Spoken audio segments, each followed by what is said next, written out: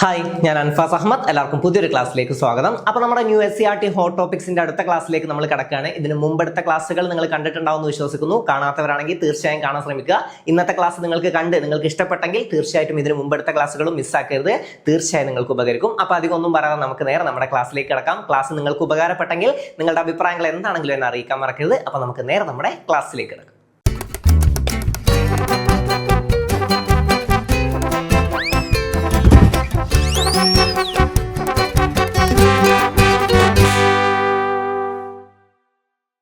അപ്പൊ ഇന്ന് നമ്മൾ ഡിസ്കസ് ചെയ്യാൻ പോകുന്നത് സൗരയൂഥത്തിനെ കുറിച്ചിട്ടാണ്. സൗരയൂഥം നമുക്ക് നോക്കാം. ഏത് പാഠത്തിൽ നിന്നാണ്? കയ്യെത്തും ദൂരത്ത് ആകാശം എന്ന 5ാം ക്ലാസ്സിലെ ചാപ്റ്ററിൽ നിന്നാണ് നമ്മൾ ഏതെടുത്തിട്ടുള്ളത്? സൗരയൂഥത്തിനെ കുറിച്ചുള്ള പോയിന്റ്സ് എടുത്തിട്ടുള്ളത്. ആദ്യം നമുക്ക് നോക്കാം.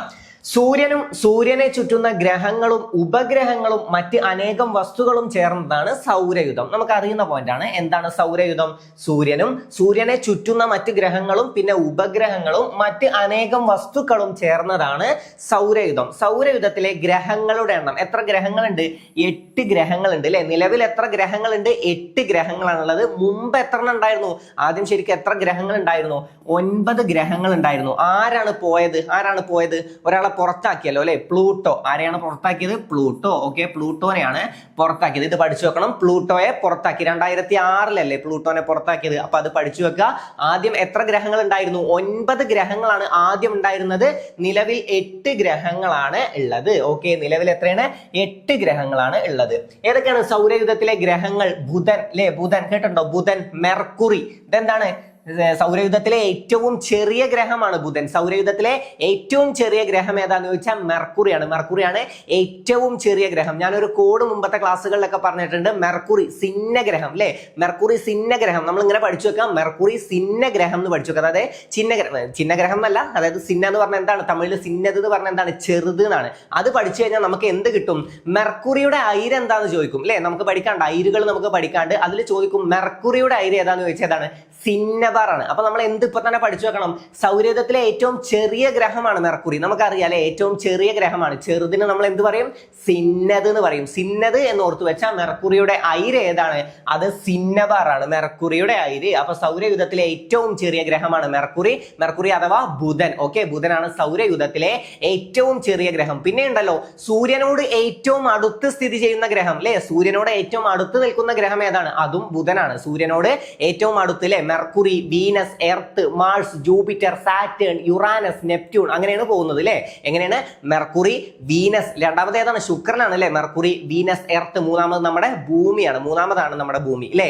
ഓക്കെ, സൂര്യനിൽ നിന്നും പോകുമ്പോൾ മൂന്നാമതായിട്ട് നിൽക്കുന്നതാണ് നമ്മുടെ ഭൂമി. അപ്പോ ബുധൻ, ശുക്രൻ, ഭൂമി, ചൊവ്വ, വ്യാഴം, ശനി, Uranus, Neptune. Okay, Mercury, Venus, Earth, Mars, Jupiter, Saturn, Uranus, Neptune. ഏതൊക്കെയാണ്? Mercury, Venus, Earth, Mars, Jupiter, Saturn, Uranus, Neptune. അപ്പൊ ഏറ്റവും അകലെ നിൽക്കുന്ന ഗ്രഹം ഏതാന്ന് ചോദിച്ചാൽ ഇവിടെ തന്നെ പഠിക്കാൻ പറ്റുമല്ലോ. ഏതാണ്? നെപ്റ്റ്യൂൺ ആണ്.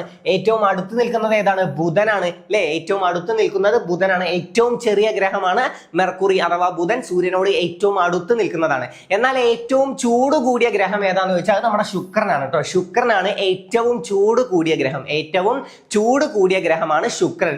ഈ ശുക്രനാണ് ഭൂമിയുടെ ഇരട്ട എന്നറിയപ്പെടുന്നത് അല്ലെ? ഭൂമിയുടെ ഇരട്ട എന്ന് രണ്ടാളും ഒപ്പല്ലേ നിൽക്കുന്നത്. അപ്പൊ അങ്ങനെ കണക്ട് ചെയ്യുക, സയാമീസ് ഇരട്ടകളായിട്ട് കണക്ട് ചെയ്യുക കേട്ടോ. ഓക്കെ, അപ്പൊ ഭൂമിയുടെ ഇരട്ട എന്നറിയപ്പെടുന്ന ഏതാണ്? ശുക്രനാണ് അഥവാ വീനസ് ആണ്. വീനസ് അല്ലെ? വീനസ് ആണ് ഭൂമിയുടെ ഇരട്ട എന്നറിയപ്പെടുന്നത്. ശുക്രനാണ് ഭൂമിയുടെ ഇരട്ട എന്നറിയപ്പെടുന്നത്. ഏറ്റവും ചൂട് കൂടിയ ഗ്രഹമാണ് ഏത്? ശുക്രൻ. ഏറ്റവും ചൂട് കൂടിയ ഗ്രഹം ശുക്രനാണ്. ഇനി നീലഗ്രഹം എന്നറിയപ്പെടുന്ന ഏതാണ്? നമ്മുടെ ഭൂമിയാണ്. നമുക്കൊക്കെ അറിയാം, നീല കളർ നമ്മൾ കാണാറുണ്ട് അല്ലെ? ഓക്കെ, നീലഗ്രഹം നമ്മൾ കണ്ടിട്ടില്ലേ? ഗ്ലോബൊക്കെ കണ്ട നീല കളർ അല്ലേ? ഓക്കെ, അപ്പൊ നീലഗ്രഹം അങ്ങനെ കണക്ട് ചെയ്താൽ മതി.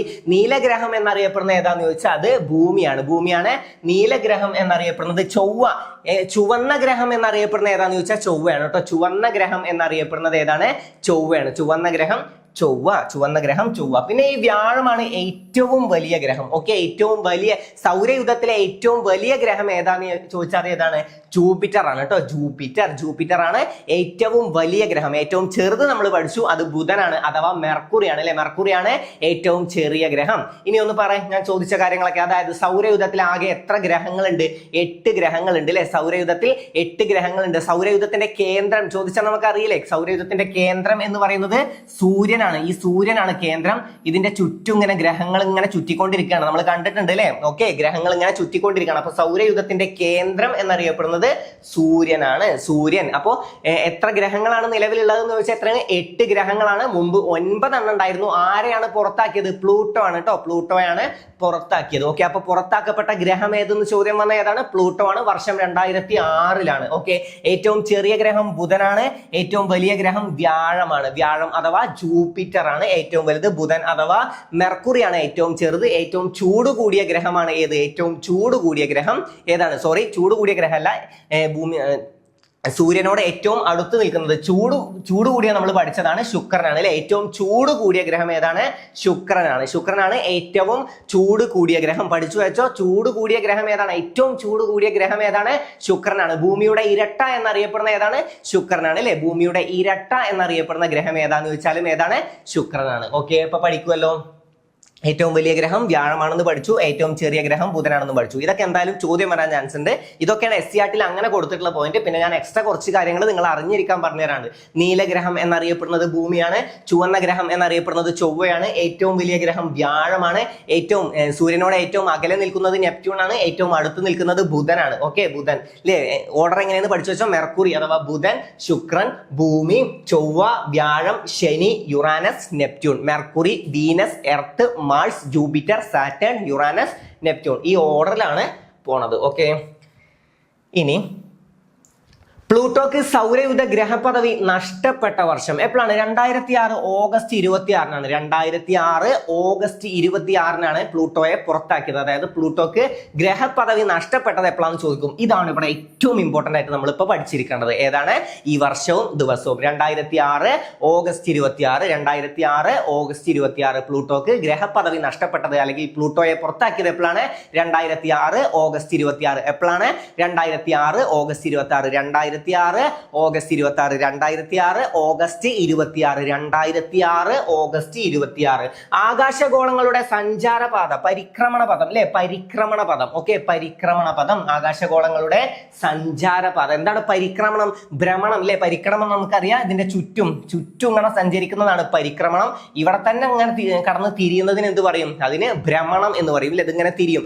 ഭ്രമണമാണ് നമ്മുടെ ദിവസങ്ങൾ മാറുന്നത്. അതായത് ഡേ ആൻഡ് നൈറ്റ് ഉണ്ടാവുന്നത് അല്ലേ. രാത്രിയും പകലും മാറി മാറി വരുന്നത് എന്തുകൊണ്ടാണ്? ഭ്രമണം കൊണ്ടാണ്. ഭ്രമണം പറഞ്ഞാൽ എങ്ങനെ?